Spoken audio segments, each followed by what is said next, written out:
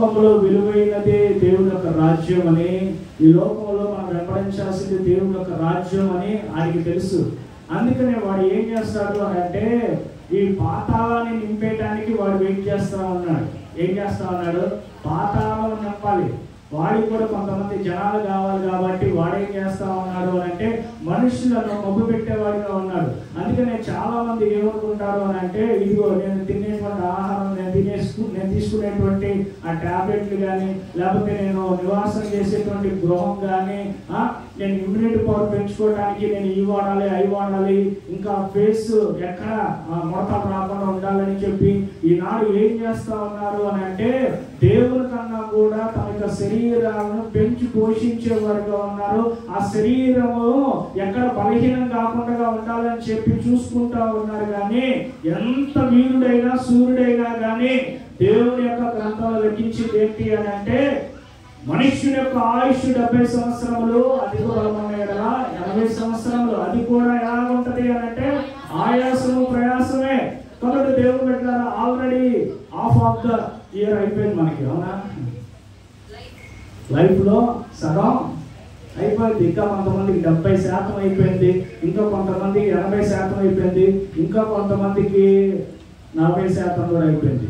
కానీ వాళ్ళు ఏమి వెతుకుతున్నారు అని అంటే, ఈ లోకంలో ఏదో సంపాదించాలి, ఏదో కూడబెట్టాలి, ఏదో చేయాలి అని చెప్పి వారంతా ప్రయాసపడతా ఉన్నారు. దేవుడు కూడా చూస్తూ ఉన్నాడు అనమాట. ప్రయాసపడు, ఎంతవరకు పరుగుపెట్టు, నువ్వు ఎంతవరకు నీ సమయాన్ని దుర్వినియోగం చేసుకుంటావో, నా దగ్గర రాకుండా నువ్వు ఎంతకాలం నువ్వు ప్రయాసపడతావో నేను చూస్తూ ఉంటాను. చివరికి ఎక్కడ రావాలంట? దేవుని యొక్క తీర్పులకే ప్రతి ఒక్కరు రావాలి. అంతేనా కాదా?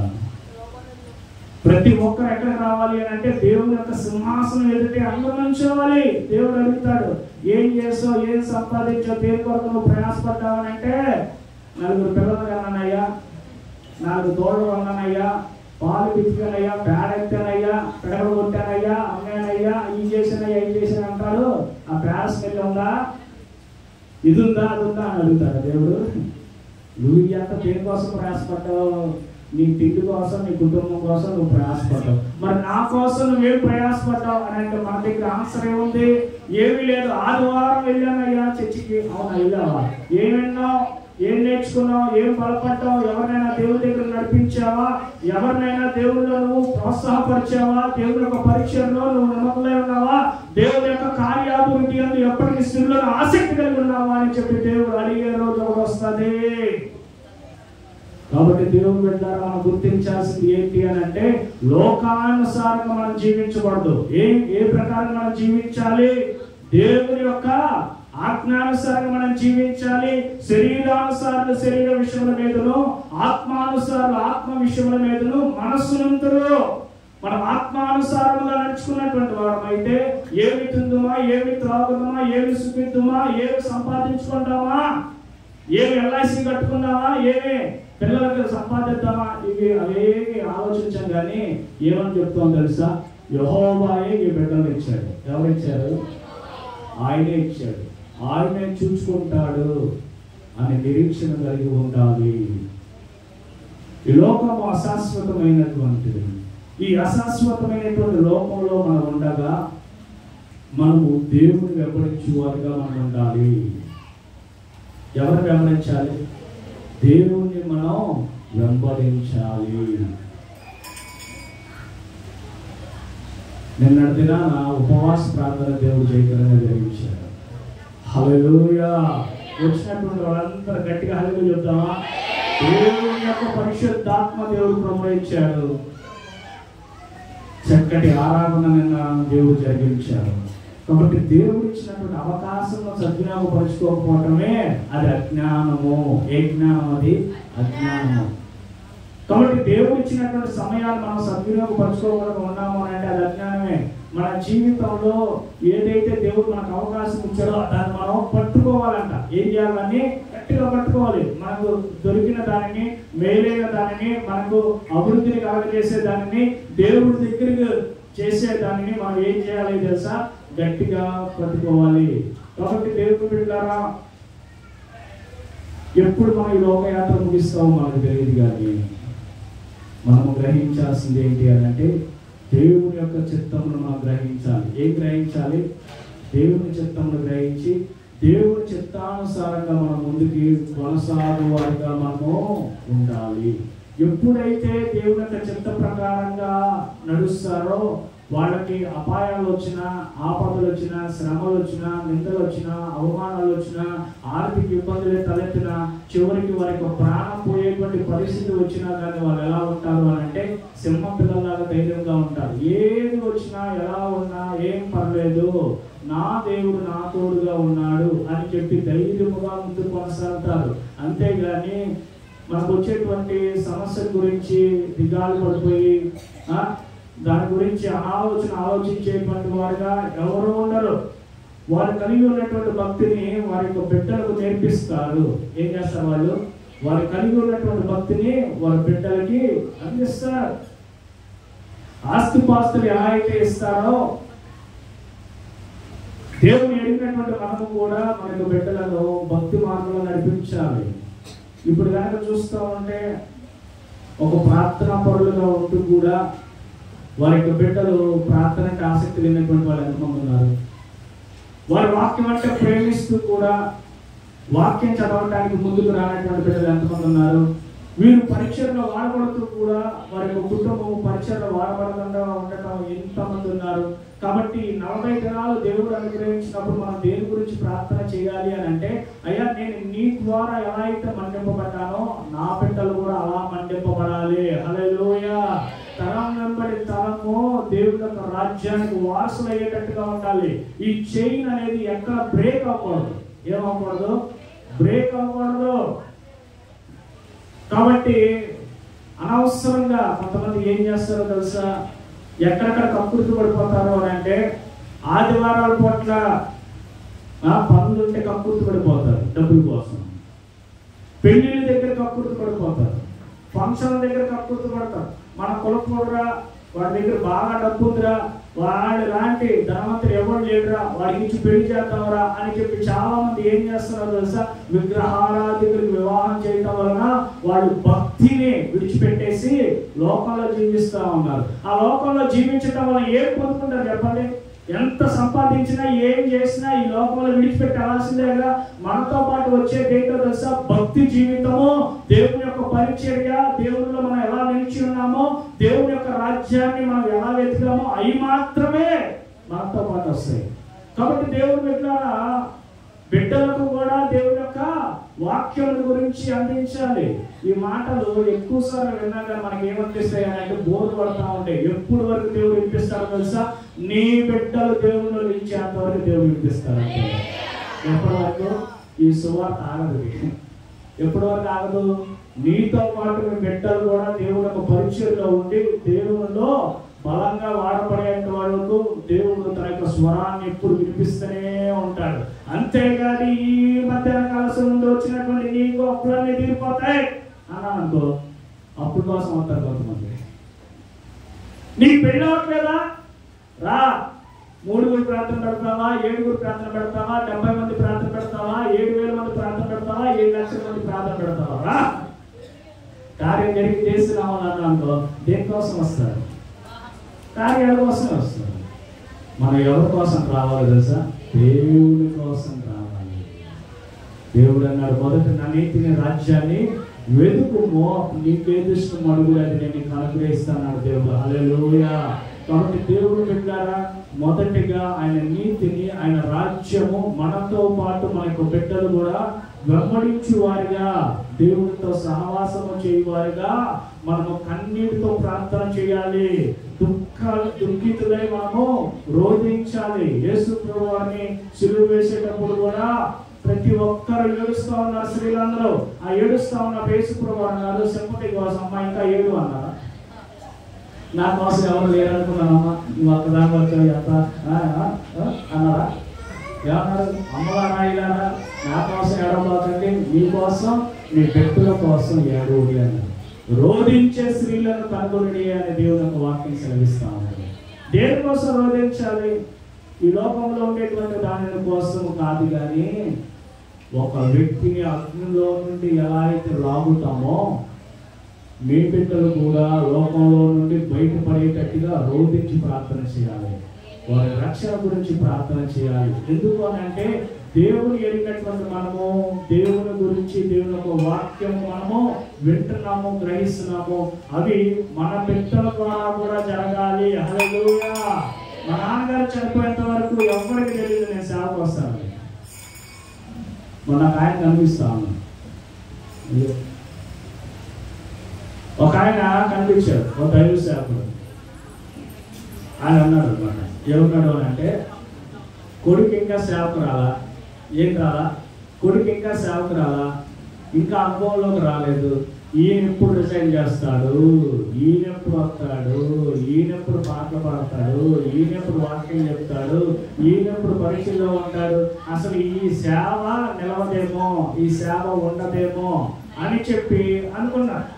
కానీ మా నాన్నగారు కార్చినటువంటి కన్నీరు, మా నాన్నగారు చేసినటువంటి ప్రార్థన, సంఘం అందరూ ఆసక్తిగా చేసినటువంటి ప్రార్థన ఏం చేసింది అని అంటే, ఆనాడు సుసన్న వెస్లీ తన యొక్క కుమారుడు గురించి ఏ రీతికి అయితే రోధించి ప్రార్థించి ఆ యొక్క భవిష్యత్తు గురించి ప్రార్థన చేసిందో, ఆమె కన్నీటి ప్రవాహంలో జాన్ వెస్లీ గారు ఎలా అయితే కొట్టుకొని వచ్చారో, మా నాన్నగారు చేసినటువంటి ప్రార్థన వలన దేవుడు కూడా తన యొక్క సేవలు నిలబెట్టాడు.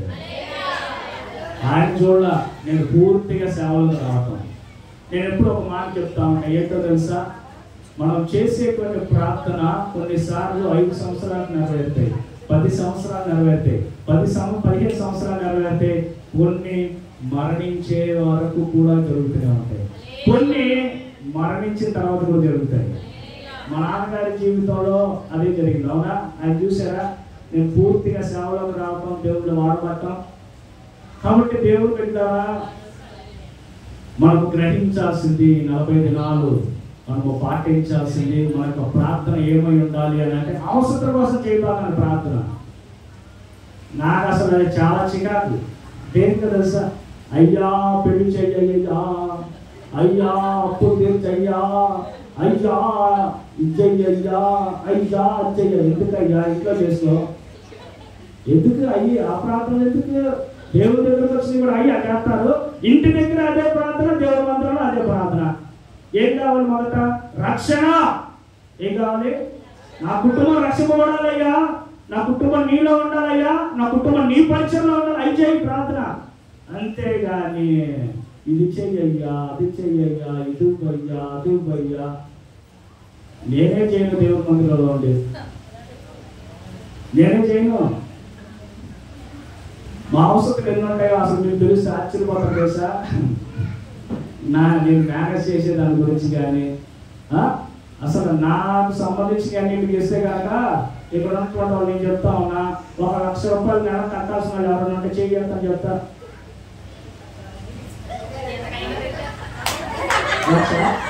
నెలకి అది మెత్తం ఒకటే,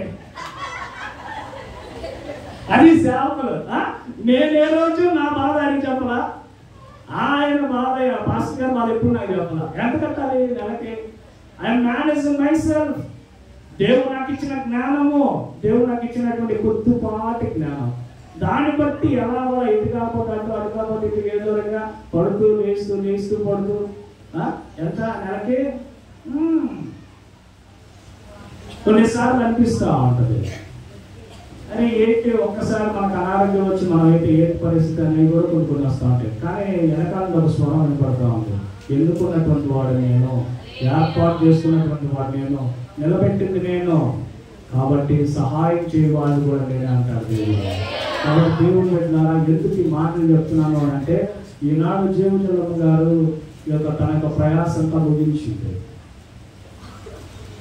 దేవుని వరకు నమ్మకంగా జీవించారు, యథార్థంగా జీవించారు. ఆమె భర్త చనిపోయినా కానీ వేరే మగాని వైపు తినకుండా నీతిగా పరిశుద్ధంగా ఆమె జీవించింది. ఈనాడు ఎవరుంటారంటే చెప్పండి, భర్త కోల్పోతే వేరే వాళ్ళని ఆశ్రయించి, వేరే వాళ్ళని చేరతీసి, వేరే వాళ్ళతో అక్రమ సంబంధాలు నడిపించేసి, వాళ్ళ ద్వారా పిల్లలు కానీ వాళ్ళ అసలైన పిల్లలు పక్కన పెట్టేటువంటి ఈ రోజుల్లో ఆమె ఎంత నీతిగా, యథార్థంగా, పరిశుద్ధంగా, ఇంకా ఎవరి దగ్గర రూపాయి ఆశించకుండా జీవించింది అని అంటే ఆమెకి హ్యాట్స్ ఆఫ్. నిజమే, అలాంటి తల్లులు. ఆమె చెప్పేది ఎప్పుడు, నాకు వచ్చే జీతం 5,000 అయ్యా, 4,000 3,000 నుంచి 4,000 వరకు నాకు ఇంటంతే పోతుంది, నాకు ఉండేదంత 1,000 రూపాయలు. అవి చూసినప్పుడు నాకు ఎంత బాగా లేదు. ఆమెకి డబ్బులు ఇస్తున్నప్పుడు కూడా అనేది లేవద్దయ్యా, నాకేమవుతుంది అంటే చూడండి, మనం ఏం కోరుకుంటాం, ఎవరైనా మనకు సహాయం చేస్తే వెంటనే వందనాలయ్యా అంటాం. కానీ ఆమె అయితే నేను జోబులో చెప్పిన డబ్బులు తీసిస్తున్నప్పుడు కూడా అంటే ఏమవుతాయా, ప్రార్థన చేయి నువ్వు, ఏమనేది ప్రార్థన చేయి నువ్వు, ఇంకో ఇళ్ళలో పని చేసేటట్టుగా నాకు ప్రార్థన చేయి చాలు. నిజమే, అలాంటి భక్తి జీవితం ఆమె చూసినప్పుడు నాకే అనిపించింది, నిజంగానే కొన్ని సార్లు అలా లేదు కదా అనిపించింది నాకు. కాబట్టి దేవుడి దగ్గర మంచి పోరాటం ఆమె పోరాడింది. ఇందాక అమ్మగారు కూడా చెప్పారు ఏమని, ఆమెకు ఉన్నటువంటి డబ్బుల్లోనే ప్రతి గుడ్ ఫ్రైడేకి మజ్జిగ పెట్టేదాన్ని, కొన్నిసార్లు భోజనాలు కూడా పెట్టేది. ఈనాడు చాలా మంది, అంటే నేను ఎవరిని విమర్శించట్లేదు, అది గుర్తుపెట్టుకోండి ప్రస్తుతం. నేను ఎవరిని విమర్శించడానికో, తక్కువ చేయడానికో, లేకపోతే ఎవరిని ఏలెత్తు చూపించడానికో నేను లేను. మీ అందరిని బలపరచడానికే నేను ఇక్కడ ఉన్నా. కానీ చాలా డబ్బులు కూడా దేవుడికి ఇవ్వడానికి గీతా అంటారు కొంతమంది. ఎందుకు ఆ గీతం? ఎప్పుడైతే మనం ధారాళంగా దేవుడికి ఇస్తున్నామో అప్పుడే మన యొక్క జీవితం ఆత్మీయంగా ఉందో లేదో తెలిసిపోతాం. దేవుడితో మన సహవాసం కలిగి ఉన్నామో లేదో తెలిసిపోతుంది. కాబట్టి దేవుడి దగ్గర ఇక్కడ చేరినటువంటి వారందరినీ దేవుడు ఆశీర్వదించును గాక, వృద్ధిపరుచును గాక. మన యొక్క ప్రార్థన అంతా ఆత్మల రక్షణ. ఏం ప్రార్థన? ఆత్మల రక్షణ. దేవుని కొరకు వాడబడాలి, సేవ విస్తరింపబడాలి, నూతన ఆత్మలతో విరజల్లాలి మందిరం అని ఎప్పుడైతే మనం ప్రార్థన చేస్తామో మన కుటుంబానికి దేవుడు సహాయం చేస్తాం. అటువంటి కృపా ధన్యత దేవుడు మనందరికి అనుగ్రహించును గాక. మన మధ్య దైవజనులు ప్రభాకరయ్య గారు ఉన్నారు. వారు దేవుని యొక్క వాక్యాన్ని కొద్ది నిమిషాలు పంచుకుంటారు. కొంచెం సమయం ఎక్కువ తీసుకున్నాను.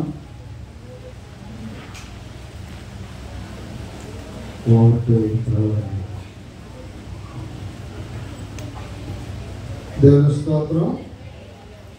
నేను రావడం కూడా కొంచెం లేట్ అయింది. నేను వచ్చిన తర్వాత ఆటో నిండా రకరకాల వంటలు కనపడుతున్నా. నేను అనుకున్నా కిందకైతే బాగుండు అనుకున్నా నా మనసులో. ఆటోలో నేను నీకు దిగలేదని. సరే ఎక్కడికో కాదని నేను అన్నా, కొంచెం ముందు పెట్టిన ఆటో నీకు కింద దిగాలని. సరే నాకు మెల్లిగా పెట్టారు, ఎక్కడికి భోజనాలు అన్నా. ఎందుకే అన్నాడు. ఆహా, దేవుని స్తోత్రం. హల్లెలూయా. చాలా సంతోషం. దేవుడు ఈ రీతిగా మీ కొరకు దేవుడు అనేకమైన కార్యాలు. స్తోత్రం. హల్లెలూయా. ఒక మాట చెప్పాలంటే ఏ రోజు కూడా మనం పుస్తకం చుట్టూ దేవుడి కృపతిన్నాడు. అంత గొప్ప ప్రేమ అండి. ఒక పగవే చర్మం పాడుకుని మీకు రెడీగా ఉన్నాయి అక్కడ. నేను ఎక్కువ ఇబ్బంది పెట్టను. 668 అందరం కలిసి పాడదాం. ఉద్యోగేత్త నుంచి తల్లి అందరం పాడదాం. ఉద్యోగేత్త నుంచి అమ్మా అమ్మాయి ఇది గ్యాప్ వస్తే మాటల్లోకి వెళ్ళిపోతారమ్మా. 668 సందేహమేలా సంశయమదేలా ప్రభు యేసు గాయములను పరికించి ఆ యేసు చింతను చేసి శరణు సందేహమేలా లోకమయవ్వదు నీకై మరణించడు, నీ శిక్షలను భరించ సహింపడు.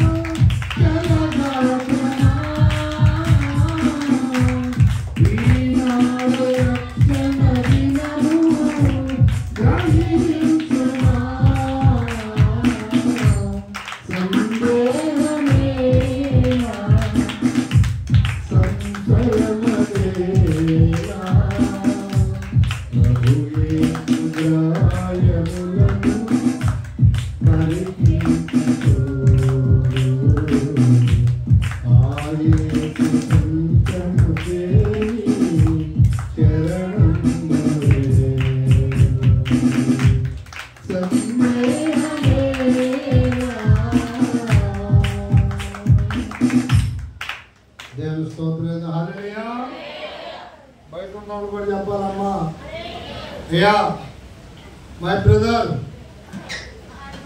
హల్లెలూయా. రైట్, దేవుని మాటలు జ్ఞాపకం చేసుకుందాం.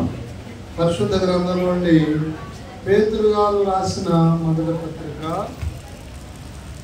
5వ అధ్యాయము 5వ వచనం. 5:5 చూడండి. పరిశుద్ధ గ్రంథాలు వారందరూ కూడా దయచేసి ఓపెన్ చేసి చూడండి. అయ్యారా మీరు కొద్దిసేపా రాకవుతుందా? నిజం చెప్పండి. బాయ్ ఆకలవుతుందా? ఓకే రైట్, నీకోసమైనా ఒక అరగంట చదువు తల్లి. చిన్నలారా మీరు పెద్దలకు లోబడి ఉండుడి, మీరందరూ ఎదుటి వాని ఎడల దీన మనసు అనే వస్త్రము ధరించుకొని మిమ్మల్ని అలంకరించుకొనుడి. దేవుడు అహంకారులను ఎదిరించి దీనులకు కృప అనుగ్రహించును. ప్రభువారి లేఖనాన్ని మన వెనుకలో ముద్రించును గాక. హలో యేసు మహారాజుకే. లోపల నేను బయట పలకట్లేదే నా బాధ. ఇక్కడ రాయబడిన మాట దేవుడు కృప అనుగ్రహించును. దేవుని కృపను మీరైనా నేనైనా దేవుడు కృప గలవాడు, అనుమానం లేదు. ఆ మహాదేవుని కృపను మనం పొందుకోవాలంటే మనం ఈ లోకంలో ఎలా ఉండాలో అదే పేతురు గారి ద్వారా దేవుడు మనకు చెబుతున్నాడు. స్తోత్రం చెప్పు. ఎలా ఉంటే మనం దేవుని కృపకి అర్హులం అవుతాము, ఎలా ఉంటే దేవుని కృప మనకు అనుగ్రహించబడును. దేవుడు పేతురు గారి ద్వారా ఏం చెప్పాడంటే మొట్టమొదట లోబడి ఉండడి.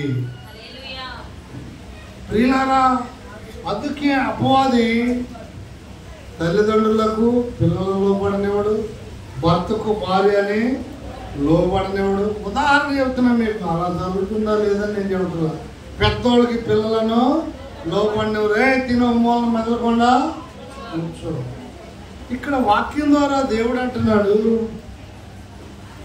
పిల్లలారా చెప్పండి, పెద్దలకు లోబడి ఉండుడి. దేవుని కృప మనకు కావాలి, దేవుని కృప మనం స్వతంత్రించుకోవాలి, లేక కృపకు మనం హక్కుదారులు కావాలి అంటే మొట్టమొదట ఆ కృప కావాలని కోరుకునేవాళ్ళు లోబడేవారుగా ఉండాలి. అమ్మాయి ఎలా ఉండాలి? లోబడాలి. నాటి నుండి నేటి వరకు ఎక్కువ మందికి నేనెందుకు లోబడాలి, నాకేం అవసరం, ఇలాంటి ఆలోచనలు మన మనసులో కాంక్రీట్ లాగా స్ట్రాంగ్గా ఉన్నాయి. దేవుడేమో లోబడమన్నాడు, మనుషులేమో లోబడట్లేదు. ఇప్పుడు దేవుని మాట విన్నట్ట విననట్ట? ప్రియులారా, దేవుని మాట వింటే 14వ వచనంలో ఉంటుంది ఏమని? క్రీస్తునందున్న మీ అందరికీ, క్రీస్తునందున్న మీ అందరికీ అంటే యేసు మాట విన్న వారికి, యేసులో ఉన్న వారికి ఏం కలుగుతుందట? సమాధానం. ఇప్పుడు నిజం చెప్పండి, మన ఇంటి వాళ్ళందరూ సమాధానంగా ఉంటున్నారా? మన ఇంటిలో ఎందుకు సమాధానం ఉండలేదంటే దేవుడు చెప్పినట్లు కాకుండా, దేవుడు ఉండాలి అన్నట్లు ఉండకుండా ఎవరిష్టానుసారంగా వాళ్ళు ఉంటున్నారు. భర్త ఇష్టం భర్తదే, భార్య ఇష్టం భార్య, పిల్లలు ఇష్టం పిల్లలే, మనవాళ్ళు ఇష్టం మనవరాళ్ళు ఇష్టం మాట్లాడలేము. మరి ఇట్లా ఎవరిష్టం వాళ్ళది అయినప్పుడు సమాధానం ఎలా ఉంటుంది? దేవుని కృప ఎలా ఉంటుంది? దేవుడు ఏం చెబుతున్నాడు? చిన్నలారా అంటే 5వ అధ్యాయం ప్రారంభించడంలో ఉంటుంది, తోటి పెద్దనైనా క్రీస్తు శ్రమను గురించి సాక్షి. గత వారం కూడా మీకు చెప్పాను, తోటి పెద్దను అనగా దేవుడు ఆయన ఏర్పాటు చేసుకున్నాడు. పేతురు గారు అంటున్నాడు, తోటి పెద్దనైనా క్రీస్తు శ్రమను కూర్చున్న సాక్షిని. ఏం చెప్తున్నాడు ఈయనంటే, పెద్దలకు లోబడి ఉండుడి. స్తోత్రం చెప్పండి, హల్లెలూయా. పిల్లలారా మీ తల్లిదండ్రులు లోబడండి. పెద్దలారా మీరు పిల్లలకు పెద్దలకు లోబడి ఉండండి. ప్రియులారా, ఈ లోబడటం అనేటువంటిది దేవుని కృపను పొందుకుంటానికి దగ్గరకు వచ్చాం. రెండవది, ఎదుటి వాని ఎడల మీరందరూ దీన మనసు అనే వస్త్రమును ధరించుకొని మిమ్మల్ని మీరు అలంకరించుకోనండి. ఈనాడు రకరకాల డిజైన్లతో అలంకరించుకుంటున్నాం. దేవుడు అంటున్నాడు, ఎదుటి వాని ఎడల. మన ఎదురు ఎవరున్నా సరే, ఎవరుంటారు మన ఎదురు? మన ఇంటి వాళ్ళు ఉంటారు, మన ఇరుగు పొరుగు వారు కూడా ఉంటారు. ప్రియులారా, ఎందుకు దేవుడు ఈ మాట చెప్పాడు మీరు అర్థం చేసుకోండి. ఎదుటి వారి ఎడల అంటే నువ్వు పనికి వెళ్ళినా, నువ్వు ఎక్కడికి వెళ్ళినా, నీ ఎదుటి పడే ఎవరి ఎడలైనా సరే వారి ఎడల నీవు దీన మనసు అనే వస్త్రము ధరించుకోవాలి. ఇలా ఎవరు ధరించుకుంటారో ప్రియులారా, దేవుని కృపకు వారు అర్హులు. దేవుని కృప వారికి అనుగ్రహింపబడను. ఎందుకంటే దేవుడు అహంకారులను ఎదిరించి దీనులకు కృప అనుగ్రహించును. అర్థం చేసుకోండి ప్రియులారా, ఎప్పుడైతే మనలో అహంకారం అనేటువంటిది ఉంటుందో దేవుడు అంట అహంకారులను ఎదిరించి లేక పక్కగా జరిపి కృప ఎవరికి ఇస్తారట? మీరు దేవుని మాటలో జాగ్రత్తగా అర్థం చేసుకోండి. దినాల్లో చాలా మంది చాలా అహంకారంగా ఉంటున్నారు, ఎక్కువ మంది. మరి వారికి ఉన్న ఆరోగ్యాన్ని బట్టి కావచ్చు, ఆస్తిని బట్టి కావచ్చు, ఇంకా అంగుని బట్టి అయినా కావచ్చు, ఇంకా రకరకాల పరిస్థితులు. కానీ దేవుడు అన్నాడు, ఏ ఒక్కరు కూడా అహంకారంగా ఉండకూడదు. ఒక మేధావి ఏం చెప్పాడంటే, ఎవరికైనా అహంకారం ఉందనుకోండి, అతని తప్పులు అతనికి తెలవంట, ఎదుటివారు మంచి కూడా తెలియదు. అంటే ఈ రెండు కనపడమంట. ఈ రెండు కనపడకుండా చేయటానికి ఆ గుడ్డితనం అహంకారంలో నుండి పుట్టుకొచ్చింది. దేవుడు అంటున్నాడు, అహంకారాలను ఎదిరిస్తాడు, దీనులకు కృప అనుగ్రహిస్తాడు. ఇది బైబిల్లో రాయబడుతూ ఉంది. వాక్యాన్ని అర్థం చేసుకోండి. దావీదు అనే మహావీరుడు, శూరుడు, గొలియాతును పడగొట్టినటువంటి వీరుడు, సింహాన్ని ఎలుగుబంటిని చంపినటువంటి శూరుడు ప్రార్థన చేసేటప్పుడు అంటాడు, ఈ దీనుడు మొదలుపెట్టగా. విన్నానండి? ఎలాంటి వాడు అంటేనా, మనం ఇంట్లో కుక్కను చూస్తేనే మన భయం వేస్తుంది. మనకెందుకంటే దేవా చెప్పండి తల్లి, బాగా బలంగా ఉండే కుక్కను చూస్తే మనకు ముందు భయం వచ్చేస్తుంది. అమ్మో అని సింహం సంగతి పక్కన పెట్టు, వెలుగుబంటి సంగతి పక్కన పెట్టు, కుక్కను చూస్తేనే మనకు బలంగా ఉన్న కుక్కను చూస్తేనే భయం. వీరుడు అంటున్నాడు దావీదు గారు, ఈ దీనుడు మొదలుపెట్టుగా. చూసారా నేను ఎంతటి వాడినయ్యా, ఎంతటి వాడను నేను యేసయ్యా, కొంతైన యోగ్యుడను కానయ్యా, ఎంతటి వాడను నేను యేసయ్యా, కొంతైన యోగ్యుడను కానయ్యా, ఇంతగా నన్ను హెచ్చించుటకు ఈ స్థితిలో నన్ను ఉంచుటకు, ఇంతగా నన్ను హెచ్చించుటకు ఈ స్థితిలో నన్ను ఉంచుటకు,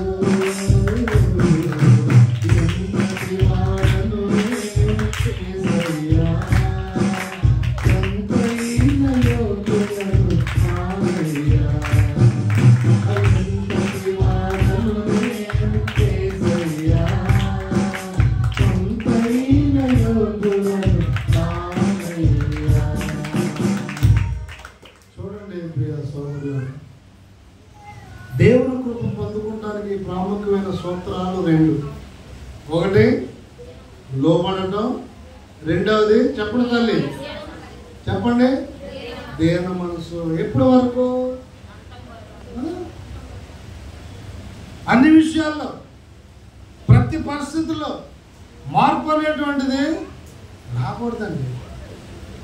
అది ఏ స్థితి అయినప్పటికీ సరే, ఎలాంటి పరిస్థితి అయినప్పటికీ సరే, మీరు జాగ్రత్తగా అర్థం చేసుకుని ప్రతి వారు మేలు పొందాలని ప్రభుని బట్టి మీకు నిండు మనసుతో మనవి చేస్తూ ఉన్నాం. దయచేసి ప్రతి ఒక్కరు అర్థం చేసుకోవాలని మీకు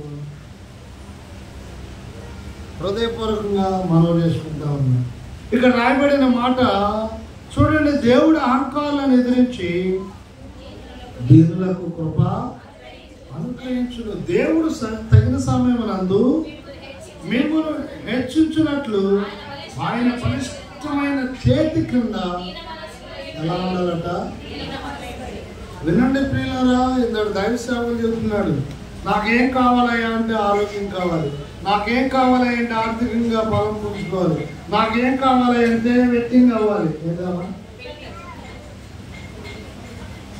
షాది. చూడండి ప్రియులారా, ఇంకా చాలా ఉండలే కానీ మనం అర్థం చేసుకుంటున్నాం.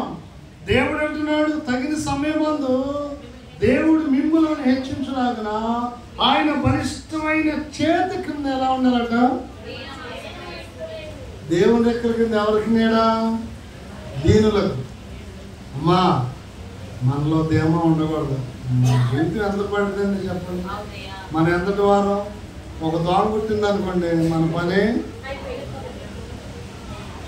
ఒక్కరోజు 6 కక్కుళ్ళు 6 ముక్కుళ్ళు అనుకో ఊరికి.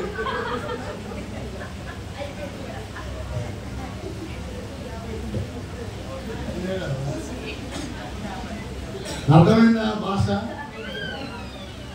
ఏమైపోతాం మనం చెప్పండి? 6 6 12.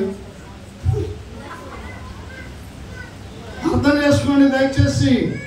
దేవుని మాటలో వాక్యం విన్న ప్రియ సోదరులారా, ఇక మనం నుంచుంటానికి కూడా శక్తి ఉండదు. అయ్యారు మొత్తం 12 అనుకో. ఈ 12 మంది కలిసేనా ఇక మన మనసు మీద లేవడానికి మనిషి కావాలి. ఓఆర్ఎస్, ఎలక్ట్రాల్, ఇంకా కొబ్బరి నీళ్ళు, ఇంకేంటామా మజ్జిగ, జ్యూసులు. చూసారా? ఇది మన చరిత్ర. అర్థం చేసుకోండి. ఇలాంటి జీవితానికి మనకు ధీమా ఎందుకు? మనకు అహంకారం ఎందుకు? దేవుడు చెప్పినట్లుగా దీనులుగా ఉండటం మంచిది కాదా? అందుకే అంటున్నాడు, దేవా నాకు విరిగి నలిగిన హృదయమును దయచేయి. చూసారా? ఏ హృదయం కావాలట? ఇలా దేవుడిని అడుగుట ద్వారా, అలా దేవుని ద్వారా మన హృదయము దీనత్వంగా ఉండేలాగా ప్రభువుని మార్చాలని ఆ మారు మనసు కొరకు అనేక సందర్భాల్లో మారు మనసు అనేటువంటి దానికి రకరకాల అర్థాలు చెప్పేశారు. ఉన్నాయి, వాటిని తప్పుపడతారు. కానీ దీన మనసు కూడా చాలా. ప్రభు ఏమన్నాడు? కాలం సంపూర్ణమై ఉన్నది, దేవుని రాజ్యం సమీపించి ఉన్నది, అంతటా అందరూ మారు మనసు పొంది సువార్తను నమ్ముడి. ఇది దేవుడు చెప్పిన మాట. ఒకటి మారు మనసు పొందుడి, రెండవది సువార్త నమ్ముడి. మార్కు 1:14 నుంచి తెచ్చిన మాటలు, నేను చెప్పిన మాటలు. ప్రియులారా, దేవుడు అంటున్నాడు దీన మనసు ఆయన బలిష్టమైన చేతి కింద ఎలా ఉండాలట? దీన మనసు కలిగి ఉండాలి. ఇప్పుడు మనకు మారు మనసు ఉందా లేదా? అనగా దీన మనసు ఉందా లేదా? పాపక్షమాపణ ఉందండి, వెరీ గుడ్, తప్పు పడతలేదు. మరి దీన మనసు ఉందా? అదేంటి నాయన, ఈ రెండిట్లో తేడా ఉందా లేదా మీరు చెప్పండి. మనం అందరం పాపక్షమాపణ పొందాం, కానీ మారు మనసు నిజం చెప్పండి, మాట్లాడలేదు తల్లి. మనం అందరం పాపక్షమాపణ పొందాం, కానీ దీన మనసు పొందడం. మరి ఏం చేయాలి? దేవుడు ఏం చెప్పాడు? మీరు దీన మనసు కలిగి ఉండాలి. అంటే మనసులో దీనత్వం. వస్త్రాన్ని ఎలా ధరించుకున్నామో మన ఎదుటి వారి ఎడల, మనకు ఎదురైన వారి ఎడల, మనకు పరిచయమైన వారి ఎడల, మన దగ్గరికి వచ్చిన వారి ఎడల, మన యజమాని తరపు చుట్టాల ఎడల మాట్లాడండి అమ్మా. మన చుట్టాల ఎడలంటే ఎట్లా మనం దీనత్వం ప్రేమ కనపరుస్తాం. ఆయన తరపు వచ్చేటప్పటికి ఉదాహరణ అంటే ఇప్పుడు అలా ఉంటున్నారని కాదు చెప్తున్నా, ఉంటున్నారేమో నాకు మాత్రం తెలీదు, ఉంటారు, నేను చూసా కూడా. కాబట్టి ఇక్కడ రాయబడిన మాటలు ఆ దీనత్వం అనేటువంటిది మనలో ఉన్నప్పుడు అందరి ఇళ్ళలో ఒకరిలాగానే ఉంటాం. మనకు నచ్చితే ఒక రకంగా, నచ్చకపోతే మరొక రకంగా ఉండకూడదు. అది దేవుని మనసు కానే. అదే బైబిల్లో ఫిలిప్పీ పత్రిక ద్వారా దేవుడు చెప్పాడు, క్రీస్తు యేసు కలిగిన ఈ మనసు మీరు కలిగి ఉండు. ఏ మనసు? ఆయన సాత్వికుడు, దేన మనసు గలవాడు. స్తోత్రం చెప్పలేయ. ఎవరైనా అమ్మ ముగిస్తా, ఎవరైనా యేసు వారు మనలత్ముడే యేసులాగా ఉండమన్నాడు. నీకు నీవులాగా, నాకు నేనులాగా ఉండకూడదు. మనందరం ఎలా ఉండాలంటే యేసుక్రీస్తు వారిలాగా ఉండాలి. యేసు మనసు కలిగి ఉండాలి. యేసు అందరి ఎడల ఎలా దీనత్వాన్ని కనపరిచాడో మనం కూడా అలాగే కనపరచాలి. చివరికి ఆయనను రకరకాల మాటల పదజాలంతో రకరకాలుగా ఆయనను ఇబ్బంది పెట్టిన వారిని కూడా తండ్రి చెప్పండి మీరేమి చేస్తున్నారో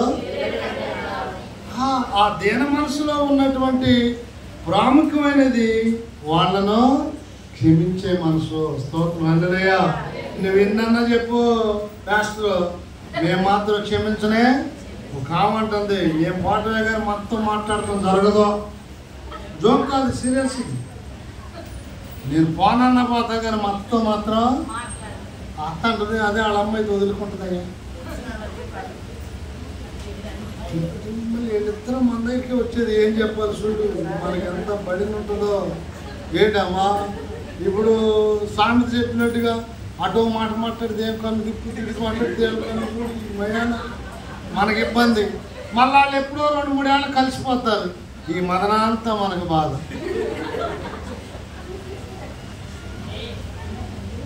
ఆలోచించండి. దేవుడు అంటున్నాడు ఎదుటివారి ఎడల దీన మనసును వస్త్రము ధరించుకొనుడి. ఎందుకంటే ఆయన మిమ్మల్ని గూర్చి చింతించున్నాడు. మీ చింత ఏముంది ఆయన మీద. నిబ్రమైన బుద్ధిగల వారే మెలకుగా ఉన్నది. మీ విరోధి అపవాది గర్జన సింహాలు ఎవరిని మింగుదురా అని చూడండి తల్లి. నువ్వు అపవాదికి దొరకకుండా ఉండాలంటే దీనత్వం కలిగి ఉండాలి. దేవుని రెక్కల కింద, నేను ముగిస్తున్నా చెప్పండి, దేవుని రెక్కల కింద ఉండాలి. అపవాది నీ జోలికి రాడు. చూడండి, ఒక ఆయన చిన్న ప్రోగ్రామ్ తయారు చేశాడు. అంటే యానిమేషన్ ద్వారా ఊరికి ఒక కుందేళ్ళేమో ఊరికి విశ్వాసంగా చెప్పాడు, తోడేళ్ళేమో వేరే సాతానుగా చెప్పి, చిత్తపులి అది వేటం ఉండదు దాన్ని కూడా సాతానుగా పెట్టి ఆ 2 కలిసి ఈ కుందేలు వెంట పడతా ఉంది. తోడేలు పెద్దగా ఉంది, ఎక్కడి నుంచి అక్కడ దూకుతుంది. చిత్తపులి అంటే మీకు తెలుసు, అది ఎక్కడి నుంచి అక్కడికే దూకుతుంది. మరి కుందేలు ఎంత ఎదురు తిరుగుద్దా? తిరిగితే ఏమవుతుంది? పలహారం అయిపోతుందిగా, మాట్లాడదేమా? అందుకని ఏం చేస్తుందంటే ఈ విశ్వాసానికి పేరు పెట్టిన కుందేలు పరిగెడతా ఉంది. పరిగెత్తి అక్కడ యేసు అని ఒక పేరు పెట్టారు. అది ఉంటే గబక్కి నేను ఆయన రెక్కల కింద కూర్చుంది. ఈ కుందేలు ఈ తరుముకుంటూ వచ్చిన తోడేలు చిరుతపులి అంత దూరాన్ని ఆగిపోయి ఇక ముందుకు రావటంలా మెల్లి వెనక్కి వెళ్ళిపోయింది. స్తోత్రం. ఇక్కడ అర్థమైంది ఏంటంటే ఒక చిన్న జీవి కుందేలు, దానికి ఎక్కడ రక్షణ కలుగుతుంది అక్కడ ఉండి సురక్షితంగా ఉంది. మరి మనుషులు ఉన్నారు ఎదురెళ్తున్నారు. ఎవరికి? సాతానుడి పరిగెత్తుకొస్తుంటే ఆగాయనికి సాలొస్తే నేను కూడా అడిగేస్తుంది. చూసామా? ఎదురెళ్తున్నారు. చూడు పరిస్థితులు. మా మాస్టరు కథ చెప్పాడు, చదువుకున్నాడు. అడవిలో ఒక సింహం ఉందట. సింహం అంటేనే అడవికి రాజు ఉంటారు. సరే, ఆకలి అయినప్పుడల్లా వేటాడి చంపు తింటా ఉంది. అడవిలో ఉన్న మిగతా జంతువులన్నీ రోజు ప్రాణభయంతో బ్రతుకుతా ఉన్నాయి. సరే, ఇవన్నీ మీటింగ్ పెట్టుకుని అంటే పని చేద్దాం, రోజు ప్రాణభయంతో బ్రతికే బదులు ఓ పని చేద్దాం, రాజుగారి దగ్గరికి వెళ్ళి మాట్లాడి మనమే రోజుకు ఒకళ్ళ ఆహారంగా ఆయన దగ్గరికి వెళ్తామని పెట్టుకుందాం. అప్పుడు మిగతా వాళ్ళు ధైర్యంగా ఉండొచ్చు. ఏమంటారంటే అన్ని వాటి భాషలు అయితే తలవుతున్నాయి. ఇప్పుడు మనం కూడా ఎట్లా ఉడుతాం అర్థం కాకపోయినా సరే. అవన్నీ సింహం దగ్గరికి వచ్చిందంటే, రాజుగారు మీరు ఎటు నుండి వచ్చి వేటాడతారని మేము రోజు భయపడుతూ బ్రతుకుతున్నాం. అలా కాదండి, మీ గుహలోనే ఉండండి, మేమే రోజుకు ఒకళ్ళు వచ్చి మీకు ఆహారం అవుతాం. ఈరోజు ఇది 4 రోజులు టైం టేబుల్ పెట్టేసింది జంతువులన్నీ. ఇంకేముంది, సరే ఆ పొదలోనే ఉంటుంది, ఆ గుహలోనే రోజుకో జంతువు వెళ్ళి దాని ముందు చూంటుంటే చక్కగా మరి ఆయాసం లేకుండా తినేస్తుంది. ఇట్లా రోజులు గడుస్తూ ఉంది. ఒకరోజు కుందేలు వంతు వచ్చిందండి, లేట్గా వెళ్ళింది. మరి ఆహారం లేట్ అయితే మనకైనా కోపం వద్దా రాదా? ఇప్పటికే నా మీద మీకు కోపం వస్తుందా లేదా? మాట్లాడలేదామా? ఆల్రెడీ 1:30 అయింది, ఆకలి అవుతుంది, ఇంకా వాక్యమే ముగియలేదని కోపం వస్తుంది. ఎవరికైనా వస్తుంది. ఆకలి అయితే ఏమొస్తుంది? కోపం వస్తుంది, అసహనం వస్తుంది. చాలా ఆకలిలో నుండి చాలా అనార్థాలు పుట్టుకొస్తాయి. ఇక్కడ కుందేలు లేట్కి వెళ్ళింది, కోపం వస్తాయి. ఏంటి టయానికి రావాలని తెలియదా నీకు? లేట్ అయిందంటే కుందేలు అదంటే, క్షమించండి మహారాజా, నేను వస్తుంటే మీకులాగే ఒకళ్ళు నన్ను అడ్డం పడ్డారు, తప్పును వచ్చారు, లేట్ అయిందన్నారంటే నేను ఉండగా ఇంకో రాజు ఉంటానికి వెళ్ళేది ఎవరు పదా అని తీసుకెళ్ళి అవన్నీ నీళ్లు చూపించిందండి పై నుండి కిందకి. ఇది అర్థండి కింద నీళ్ళలో ఒకటి దాని బొమ్మ. అప్పుడు ఏమైంది సంగతి? మాట్లాడేమ్మా, దొరికిందా లేదా? ఇక్కడ మనం అర్థం చేసుకుందాం దేవుని యొక్క మాటలు. ప్రియులారా, దేవుని చేతి కింద మనం లేకపోతే విరోధాలు అపవాది గర్జించే సింహంలాగా ఎవరిని అని వెతుకుతున్నాడంట. ఆ వెతుకులాటలో మనం ఎవరు దొరకకూడదు. స్తోత్రం, హల్లెలూయా. మన కుటుంబంలో ఎవరు కూడా దొరకకూడదు. అయ్యా, ఆ గర్జించే సింహం బారిన పడకుండా నన్ను నా కుటుంబాన్ని నీ బలిష్టమైన చేతి కింద చెప్పండి భద్రపరచయ్యా. స్తోత్రం. ఆయన అంటాడు, అవునమ్మా నా చేతి కింద దీనులకు చోటు ఉంది రండి అన్నప్పుడు ఎంతమంది చోటు ఉంది? ఇప్పుడు దేవుడు చేయి చెప్పాడు, దీనులందరూ ఇక్కడ చోటు, ఇక్కడ స్కానింగ్ పెడతారు. కై అంటే రాండి, చాలా ఏముంది. ఇక్కడ నుండి వెనక్కి తిరిగేవాళ్ళు ఎక్కువ, ముందుకు వచ్చేవాళ్ళు చెప్పడం తల్లి తక్కువ. ఆ వెనుతిరిగేటప్పుడు ఎంత బాధగా ఉంటుంది చెప్పండి. ఎవరినైనా అన్నం దగ్గర కూర్చోబెట్టి ఆకేసి నీళ్లు చల్లి స్వీట్ వేసే ముందు అతని కుర్చీని ఖాళీ చెప్పారు, ఇంకా ఎలా ఉంటుంది? చూసేవాళ్ళకి బాధగా ఉంటుంది, అతనికి కూడా. కాబట్టి మీరు ఈ గేటు దగ్గరికి వచ్చినాక వెనక్కి వెళ్ళకూడదు. మీకు బాధ, మీ తోటోళ్ళకి కూడా బాధ. అలా కలగొద్దు. ప్రతి వారు దీనులుగా ఉండండి. దీన మనసు అనే వస్త్రాన్ని ఎదుటివారు ఎడలా ధరించుకుని అందరూ ఎడలా దీనత్వాన్ని కనపరచండి. అదే యేసుప్రభు వారు మనకు చెప్పిన మాట. అందరి ఎడల దీనత్వం కలిగి ఉండండి, అందరి ఎడల దీనులుగా ఉండండి. ఉంటారా ఉండగా? మొదట మన ఇంటి నుండి అది ఆరంభం అవ్వాలి. స్తోత్రం, హల్లెలూయా. లోపడాలి, దీనత్వం కలిగి ఉండాలి. అహంకారం అనేటువంటిది మనలో ఉండకూడదు. అర్థం చేసుకోండి. ప్రార్థన చేసుకోండి. ప్రార్థన. ప్రభువా శరీరం కొరకు తల్లిగారు ప్రార్థన చేస్తారు. ప్రభువా రక్తం కొరకు దైవ సేవకులు ప్రార్థన చేస్తారు.